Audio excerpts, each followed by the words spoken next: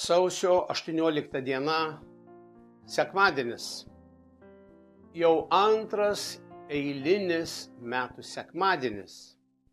Grįžome iš pošvenčių, gyvename įprastu ritmu, nors liaudiškai tariant, kalėdos tęsiasi liaudiška prasme netgi iki pat grabnyčių, kurios yra vasario 2 diena.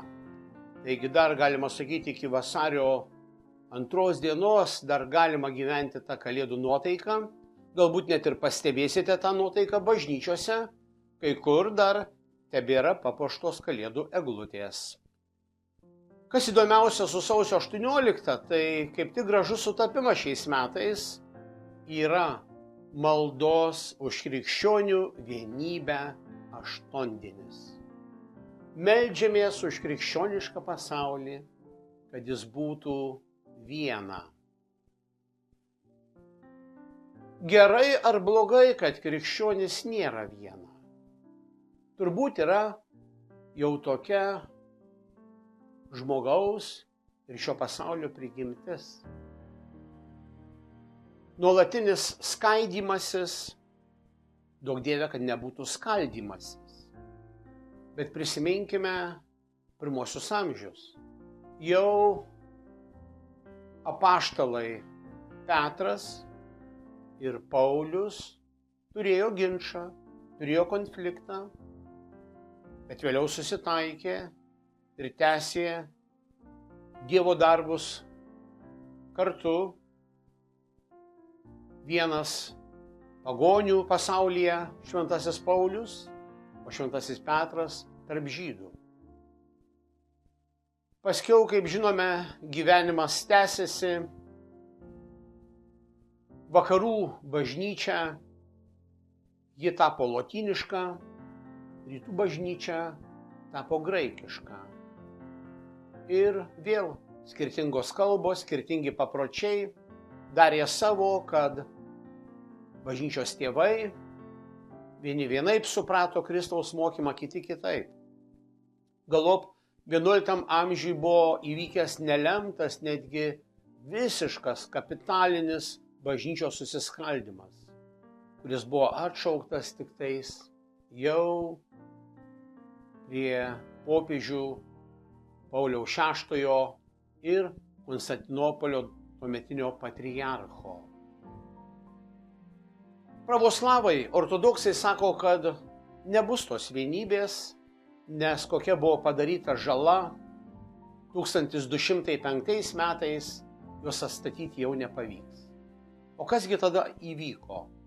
Tada kryžiuočių pajėgos keliavo išvaduoti Šventąją Žemę ir užstrigo prie Konstantinopolio. Įvyko įvairių dalykų nesuprantamų, kodėl taip įvyko. Popiežius nesiuntė užkariauti Konstantinopolio, bet jie padarė savo sprendimą ir visiems nelauktai ir netikėtai užėmė Konstantinopolio miestą. Buvo daug kas išgrobta, išvežta į Europą. Tuomet Europa praturtėjo, o Konstantinopolis pradėjo nykti, kol galop jau 15 amžiaus vidury turėjo ir užbaigti savo kaip krikščionijos pasaulio centro miesto veiklą. Bet nežiūrint to, gyvenimas eina į priekį.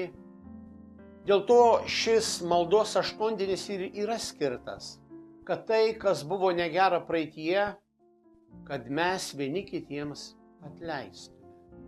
Ir pirmiausia, atleisti ir prašyti atleidimo reikia per maldą.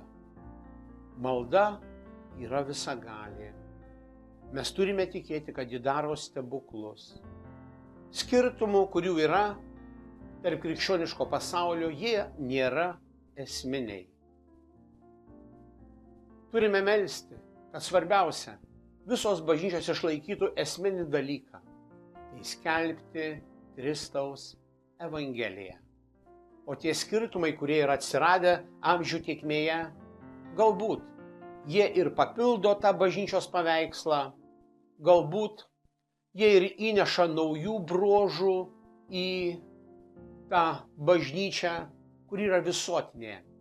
Ir prisimenant, kad būtent praeitų metų pabaigoje bažnyčia susirinko dar kartą Turkijoje išpažinti visuotinį Nikėjos išpažinimą, tikėjimo išpažinimą, kur susirinko rytų ir vakarų bažnyčių atstovai kartu meldėsi, nes tai buvo garbingas jubiliejus. Tai buvo 1700 metų šitam visuotiniam Nikėjos išpažinimui, kurį mes kiekvienas tariame bažnyčioje, kiekvieną sekmadienį sakydami tikiu. Taigi pasilikime tame tikėjime, būkime toje dvasioje su Dievu. Ir galbūt pabaigai tiktų toksai trumpas pasakojimas apie Leonardą da Vinci. Leonardas da Vincis buvo genialus tapytojas, inžinierius, vizionierius, mąstytojas, buvo begalinio platumo asmenybė. Jis, kaip ir daugelis genijų, dažnai paveikslą tapydavo, bet užbaigti jį pavesdavo savo mokiniams. Ne bet kokiems, tik tiems, kuriais pasitikėdavo ir tie, kurie labai gerai suprasdavo mokytojo genijaus mintį. Ir štai jisai kartą sako vienam mokiniui, dabar jau užbaigsi tu paveikslą. O jis jam sako išsigandęs, jokių būdų, aš taip nesugebėsiu. Tada Leonardas sako, kaip tikras mokytojas, kaip tai nesugebėsi? Tu ką, nematėjai, kaip aš čia dirbu tiek metų? Tu nepažįsti mano pavyzdžio? Atsimink, kad aš esu šalia, jei tau kils klausimas ar abejonė, tu bet kada mane pasikviesi. Mili tikintieji, Dievas taip pat yra šalia mūsų, yra nuolat. Bet mes turime jį pasikviesti. Turime būti su juo. Jis yra šalia. Tad per maldą ir per tikėjimą būkime drąsūs. Mes ištversime visus jūros bangavimus, visas audras, kurios užklumpa mus. Ar tai sveikatos trūkumas, ar tai problemos darbe, užimtume, ar tai iššūkiai šeimoje. Nepamirškime, mes turime kelią, kuriuo eidami mes praturtėsime ir viską nugalėsime. Tai yra maldos ir tikėjimo kelias. Tai yra Jėzaus nurodytas Dievo avinėlio kelias. Būkime su Jėzumi.